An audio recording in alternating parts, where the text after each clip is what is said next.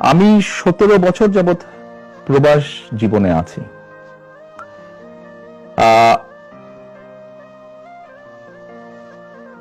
111 তথাকথিত 111 সরকারের সময় যেই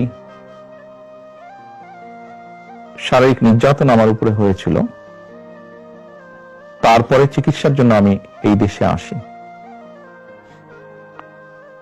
আমি যখন এখানে আসি, আমার ভাইকে আমি রেখে এসেছিলাম, ছোট ভাইকে।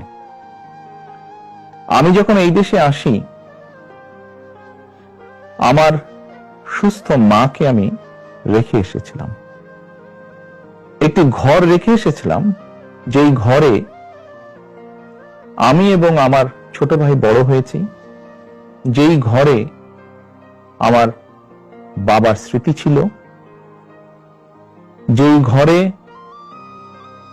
আমাদের দুই ভাইয়ের সন্তানরা জন্মগ্রহণ করেছিল, যেই ঘরে আমার মায়ের বহু স্মৃতি ছিল,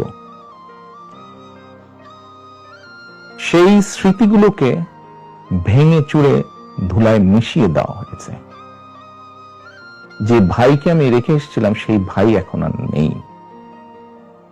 যে সুস্থ মাকে রেখে এসেছিলাম, সেই সুস্থ মা এখন সুস্থ নেই। শুধু অসুস্থই নন, ওনার উপরে মানসিক এবং শারীরিক নির্যাতনও করা হয়েছে। আমি আমার পরিবারের যে কাহিনী আপনাদের সামনে তুলে ধরলাম, এটিকে আপনারা কাহিনী বলুন বা সংগ্রাম বলুন, যেটাই বলুন না কেন, এটি শুধু আমার কাহিনী না বা আমার পরিবারের কাহিনী না।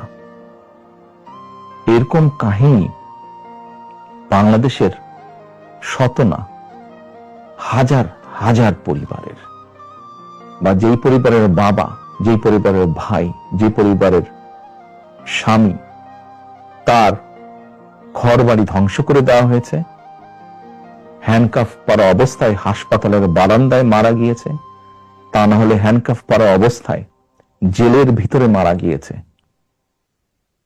সহায় সম্পত্তি ধ্বংস করে দেওয়া হয়েছে। এই সকল অন্যায়, এই সকল হত্যা, এই সকল নির্যাতনের জন্য যারা দায়ী, যারা এসবের হুকুম দিয়েছে, তাদের প্রত্যেকের বিচার হতে হবে। এটি প্রতিশোধের কোনো বিষয় নয়, এটি ন্যায়ের কথা, এটি আইনের কথা। অন্যায় হলে তার বিচার হতে হয়। কার সম্পর্কে কি মনোভাব সেটি গুরুত্বপূর্ণ নয়।